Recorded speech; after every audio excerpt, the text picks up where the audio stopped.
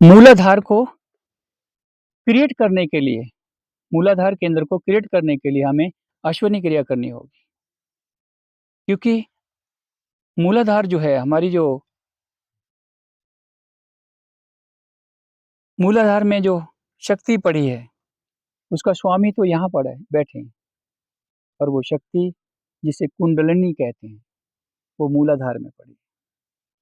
3.5 अंटे लगा करके अपनी पूँछ को अपने मुख में दबाए बैठी है।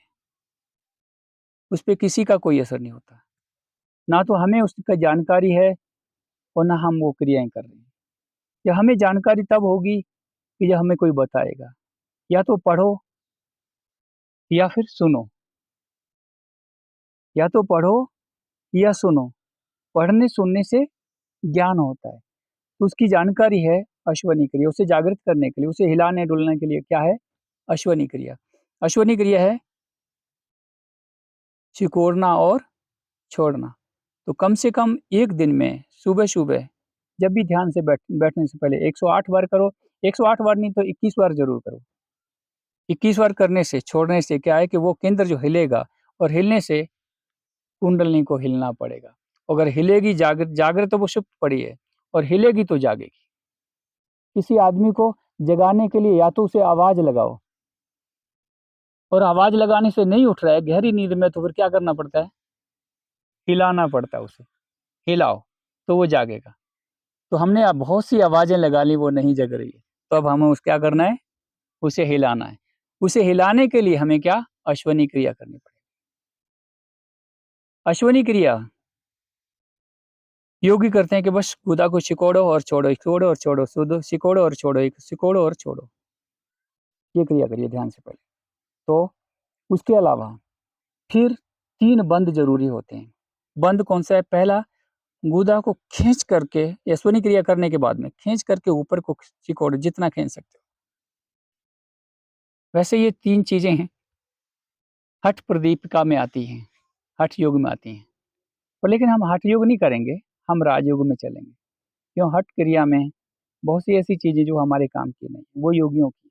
हम गृहस्थी हैं, परिवारी हैं, परिवार वाले हैं, तो हमें सहज योग से काम करना है, राजयोग से काम करना है, और जो हठ योग से मिलती है, वो राजयोग से भी मिल जाती है। ठीक है? यानी दोनों का फल एक ही है। तो हम हठ योग में क्यों जाएँ? कि हठ योग में परेशानियाँ बहुत हैं, शरीर को तकलीफ़ें देनी पड़ती हैं, मुश्किलें हैं। उन मुश्किलों के बीच में से हमें निकलना होता है, तो हम वो नहीं करेंगे। हम सहज योग से, सरल भाषा में, सरल तरीके से अपने आप का उत्थान करना, अपने आप का विकास करना, अपने आप का डेवलपमेंट करना है। तो क्या करना है? सिकोड़ना है, छोड़ना है, सिकोड़ना है, छोड़ना है, सिकोड़ना है, छोड़ना है, सिकोड़ना है, छोड़ना है, सिकोड़ना है, छोड़ना है, सिकोड़ना, छोड़ना है। तो कम से कम 21 बार करिए, और उसके बाद में फिर एकदम ऊपर खींच करके उसे रोक लो उसी जगह पे। दूसरा, नाभि, जिसे मणिपुर कहते हैं, मणिपुर को खींच करके अंदर ले जाइए। वैसे अनायास हमारा पेट यहाँ है, और उसे हम मूलाधार लगाएँगे, खींचेंगे, तो उसके बाद ये मणिपुर को भी ऊपर खींच लीजिए, नाभि को ऊपर ले जाइए। मूल बंध, ये उडियान बंध, और तीसरा है जालंधर बंध। ये तीनों बंध लगा के करोगे तो हमारे प्राण अपान, इनकी गति अवरुद्ध होगी, तो अपने आप ये प्राण सुखमना में प्रवेश करेंगे। प्राण अपान की गति अवरुद्ध होगी, तो इन्हें जगह नहीं मिलेगी, तो फिर अपने आप ये सुखमना, जैसे ही प्राण सुखमना में चले गए, तो समझ लो हमारा काम बन गया। ठीक है? और एक चीज़ और मैं बताता हूँ विशेष, जब भी आप ध्यान में बैठें, तो सूर्य शोर में ना बैठें। अगर सूर्य ये गर्म है, ये ठंडा है, ये सूर्य है, ये चंद्रमा है। ये सूर्य है, ये चंद्रमा है। ये गंगा है, ये जमुना है। ये ईड़ा है, ये पिंगला है। ये ईड़ा है, ये पिंगला है। ये सूर्य है, ये चंद्रमा है। ये गंगा है, ये जमुना है। एक स्वर के 3 नाम हैं। और भी संतों ने, महात्माओं ने और भी कुछ लिखे होंगे, कहे होंगे, तो नहीं कह सकते, अपने 3 से ही काम चला लेते हैं। अपन मेन काम है अपने क्रिएट होना। तो इसमें अगर आप बैठते हो, ईश्वर में बैठोगे, तो आपका मन नहीं लगेगा, मन भागता रहेगा, दौड़ता रहेगा, क्योंकि ये गर्म है, चलायमान रखेगा, क्योंकि मन चंचल है। गुरबाणी में लिखा है, मन चंचल, मन लोभी मन लालची, मन चंचल मन चोर, और मन के मते न चालिए, मन पलक पलक में और। लास्ट में फिर कहा है, मन तू ज्योत स्वरूप है। कौन सा मन? जो शुद्ध चेतन मन है। तो कहा, मन तू ज्योत स्वरूप है, अपना मूल पहचान। अपनी जड़ को समझ ले, अपने मूल को समझ ले। तू ही ज्योति स्वरूप है, और ज्योति स्वरूप है तो तुम ही ईश्वर हो।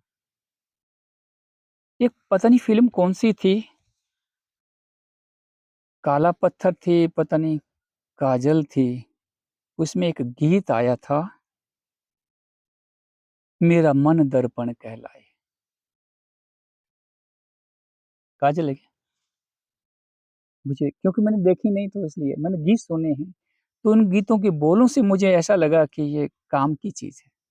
मेरा मन दर्पण कहलाए, भले बुरे कर्मों की मन ही देखे और दिखाए, मेरा मन दर्पण कहलाए। अगर ये मन शुद्ध है, तो आपका मित्र से भी बढ़कर के मित्र है। अगर ये मन अशुद्ध है, तो आपका दुश्मन से भी ज़्यादा दुश्मन है। दुनिया में सबसे बड़ा अगर हमारा कोई दुश्मन है, तो हम ही हमारे दुश्मन हैं, और दुनिया में अगर सबसे बड़ा कोई मित्र है, तो हम ही अपने मित्र हैं। जिसका मन शुद्ध पवित्र है, वो खुद ही अपना मित्र है, और जिसका मन अपवित्र है, वो खुद ही अपना सबसे बड़ा दुश्मन है। तो इसलिए इसे शुद्धता की तरफ लेके जाइए, क्योंकि ये अनमोल है, अज्ञान है, इसे ज्ञान की परिभाषा में परिवर्तित कर दीजिए, इस ज्ञान का लेप इसके ऊपर चढ़ा दीजिए, ये खुद स्वतः पवित्र हो जाएगा। मन ना हो तो हम कुछ भी नहीं कर सकते। मन ना हो तो हम कुछ भी नहीं कर सकते, क्योंकि मन के अंदर ही ये तरंगे, संकल्प और विकल्प कहाँ होते हैं? मन के अंदर होते हैं। बुद्धि क्या काम करती है? बुद्धि किसे कहते हैं? बुद्धि संकल्प संकल्प विकल्प संकल्प विकल्प नाम की जो वृत्ति है, इसे मन कहते हैं, और निश्चय अनिश्चय नाम की जो वृत्ति है, उसे बुद्धि कहते हैं। बुद्धि का काम क्या है? निश्चय करना, अनिश्चय करना, अनिश्चय करना, यानी कि निर्णय देना। अच्छा या बुरा, अच्छा है या बुरा है, ये डिसीजन देना, ये बुद्धि का काम है। इसी को ही बुद्धि कहते हैं। ये अच्छा है, ये सही है, ये गलत है, और मन में तो तरंगें उठती रहती हैं। जैसी भी हवा आई, उधर को तरंग उठ गई। पूरब से आई तो पश्चिम को चली गई, पश्चिम से आई तो पूरब को चली गई, उत्तर से आई तो दक्षिण को चली गई, दक्षिण से आई तो उत्तर को चली गई। ये काम मन के हैं। गहरा कौन है? क्या? गहरा कौन है? दोनों ही गहरे हैं, और सबसे ज़्यादा मन है। बुद्धि का इतना काम नहीं है, मन का बहुत से काम है। ये पल के अंदर, पल-पल में तोला, पल में मासा, पल में पहाड़ खाए।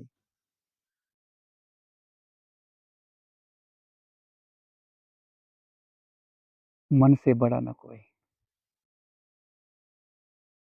तो अभी इसकी तरफ हम ज़्यादा ना जाके, वो इधर बाहर जाएँगे तो फिर हम बाहर निकल जाएँगे, फिर इसकी व्याख्या हम पूरी नहीं कर पाएँगे कि हम अपने लक्ष्य पे जाना है, तो सबसे पहले मन को शुद्ध करके, और शुद्ध करने के भाव विचारों से, ठीक है? नाम नाम जप करिए, माला जपिए, जितना भी हो सकता है इनको करिए। अगर मन नहीं बैठता है, सही जगह पे टिकता नहीं है, तो नाम जप करो। ये मन की साबुन है। मन की साबुन क्या है? नाम जप।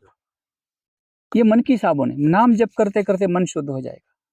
माला जपते-जपते मन शुद्ध हो जाएगा, और मन शुद्ध हो गया, फिर माला जपने की ज़रूरत नहीं है। फिर तो उतरने की ज़रूरत है। अंतर में उतरने की ज़रूरत है। क्योंकि जब सीढ़ी मिल गई हमें, तो छत पे चले गए। अब हमें सीढ़ी की ज़रूरत नहीं है। लेकिन छत पे जाने से पहले एक-एक स्टेप की हमें बहुत ज़रूरत है। एक-एक स्टेप हमारा बहुत ही काम की ज़रूरत है। जिसमें दान है, पुण्य है। मन किससे निर्मल होता है? दान से, पुण्य कर्म से, सेवा कर्म से, नाम जप से, माला जप से, सत्शास्त्रों का पढ़ने से, सत्संग करने से, सत्संग सुनने से,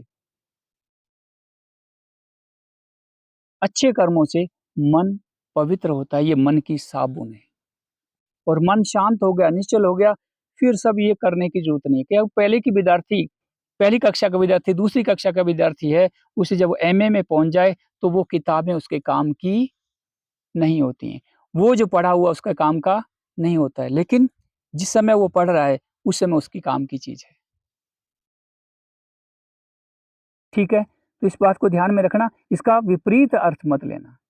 जो मैंने कहा है कि नाम किसी काम का नहीं है, नहीं नाम बहुत काम का है, लेकिन शुरू में काम का है। नाम से जो शक्ति आपको प्राप्त हो गई है, वो आपके काम की है, लेकिन वह उसी जगह पे ही बैठे रहना आपका काम नहीं है।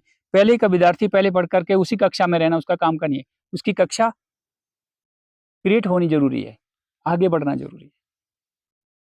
तो फिर आप आगे बढ़िए।